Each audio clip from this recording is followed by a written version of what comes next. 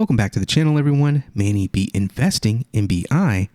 We've got another Paribus video for you. It's been a while. We got some relevant blog posts here. I like to check these out. I like to read through. So we're going to go ahead and do that. Sanctions and scapegoats. We're going to be talking about crypto. We're going to be talking about rumors. We're going to be talking about FUD in the banking system. So sanctions and scapegoats. Let's blow this up so you can see it a little bit better. Amid the chatter surrounding cryptocurrencies, a prevailing misleading narrative paints it as a haven for criminals in rogue nations looking to circumvent sanctions.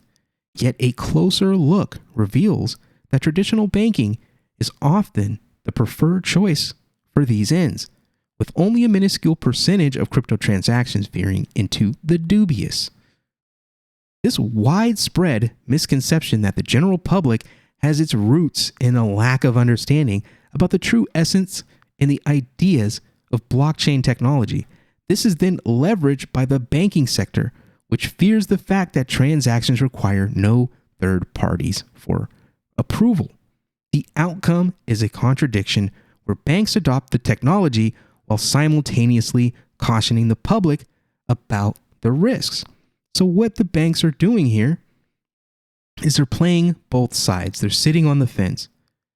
They felt at one point the motion towards adoption. Time is going to mean adoption. In the beginning, they absolutely fudded it. They hated it. They didn't use it. They wanted it to go away. They believed that it was junk, but they feared it.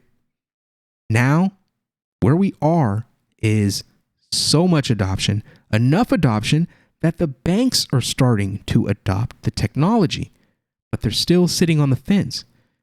They're adopting and they're starting to bring in Web 3-like features into their fold, and they're also cautioning you using FUD like illegal and illicit activities, trying to circumvent sanctions, and just general fear of losing value. The price is going to drop.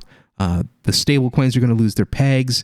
There's going to be regulatory cloud all over the world, but it's just not true. More and more people are adopting.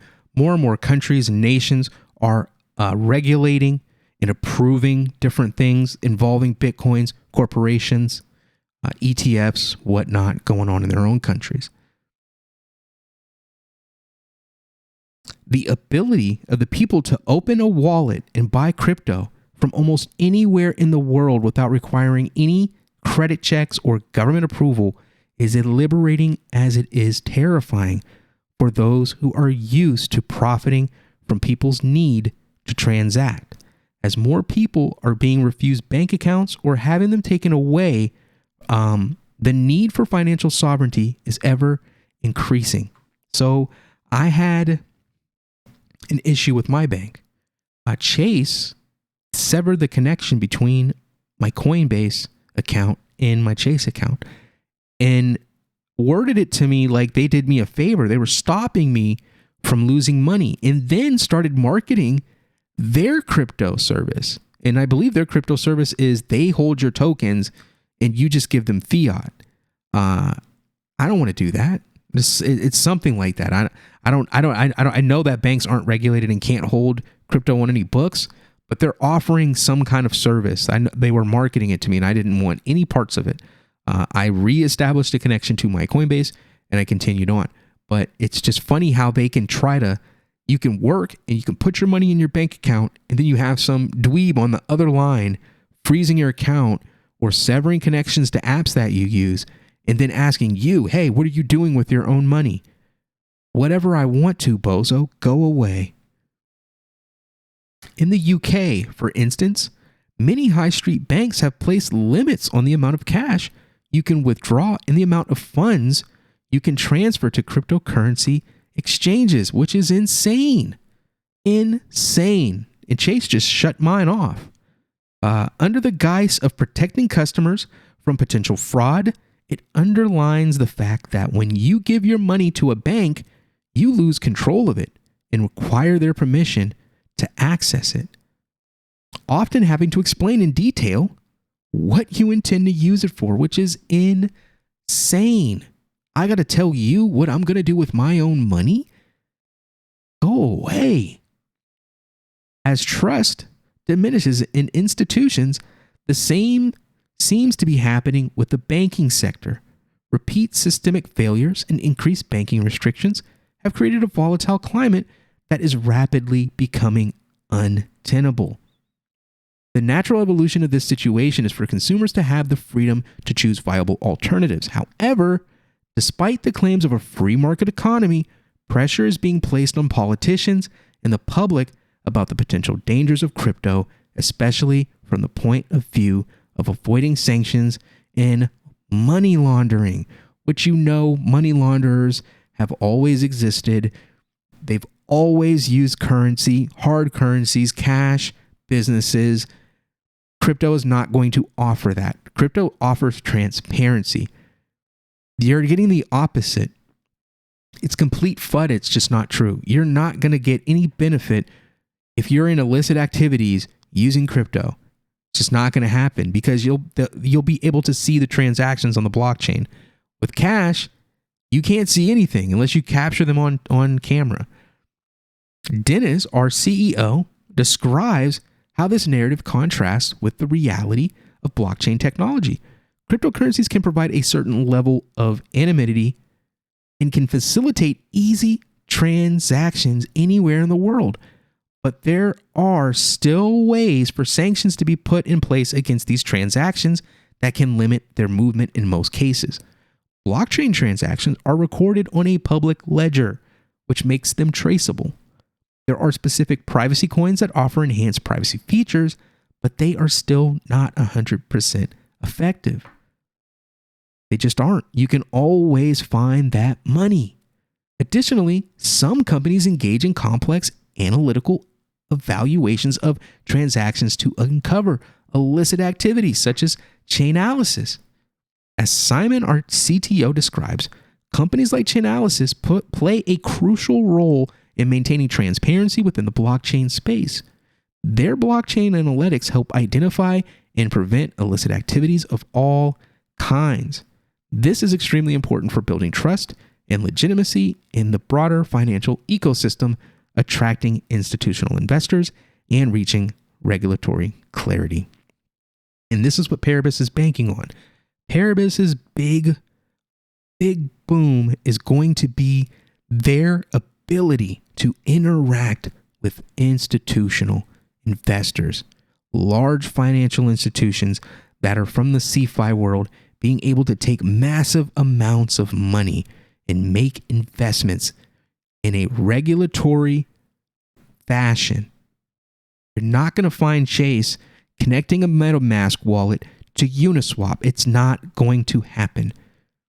They have to play a different game, and Paribus is ready to play that game. An often overlooked aspect of using crypto to avoid sanctions is that this requires everyone involved to transition away from their present systems of avoiding sanctions. So you got to create a new game, a new racket. To what advantage? To none. It works against you. Cash is hard to trace. You can do private transactions. You cannot do that on blockchain. Everything's public. The belief that sanctions work is laid bare by the following example. Last week, we spoke with a commodities trader in Turkey, specializing in buying grain from Russia and selling it to the US. We asked whether their company uses crypto to avoid sanctions, and they said no. We can't pay our suppliers in Russia directly, of course, so we send the funds through a bank in Dubai, and they access the payments there. To be honest, there's no need to use crypto because everyone uses banks. So why would everybody just suddenly switch to crypto? It makes no sense.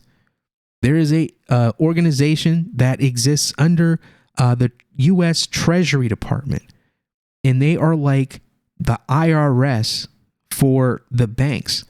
And they threaten, they twist arms, they threaten fines, they fine banks ridiculous amounts of money if they make a mistake. And by make a mistake, they have a list, and they have financial institutions, countries, specific people that are flagged in this system for various reasons. They suspect that they're in trafficking. They suspect that they're in drug trafficking, human trafficking. They're a state or a nation that is aggressive towards the United States militarily. So they go on these lists, and anyone that hits on that list or gets flagged, or any location or bank, financial institution that gets flagged, the bank has to take steps to either freeze the payments, stop the payments, reverse the payments. Sometimes they just allow you to do the thing going into the account, but they won't let it leave the account. So they'll lock your account and they won't let you take money out. They'll let you to continue to put money in, but they won't let you take money out. You maintain possession of the assets in that account. And there's all these rules that they have, but it's pretty crazy the way that the government operates. They control everything when it comes to United States banks. It's really scary. You have no rights. They can just take your money and freeze it, and that's it. You're done. For how long? Who knows? They can keep it for as long as they want if they suspect you of something that they don't like, and it doesn't even necessarily have to be illegal. It could be anything. So very scary stuff. So it definitely doesn't make any sense for everybody to switch to crypto, because they can see everything and they can just stop the payment someplace. They can twist someone's arm somewhere. Wilson, our COO, describes when this misconception originated, the narrative of crypto's potential to avoid sanctions has been popular since people started reading the Bitcoin white paper.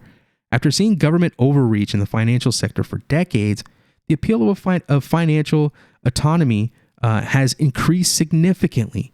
But the complicated and synonymous nature of crypto has led to misconceptions about the real capabilities. Dennis concurs. Those who want to paint cryptocurrency as dangerous have been creating the narrative that they are only used by people who are doing illicit activities, which is simply not true. The expansion of adoption by trusted Web2 companies is changing this image.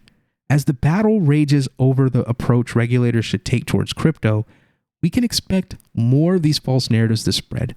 However, the rising disillusionment with traditional banking suggests that the world might be inching closer to embracing crypto's potential and promise. And I agree, or I concur. Sanctions and Scapegoats. Another awesome article from Paribus. The team has been moving along nicely, getting roadmap, getting accomplishments. A lot of changes in the community. I'll speak on those in future videos, but make sure you hit that like, hit the share, and subscribe. And I'll, of course, see you on the next one. Peace.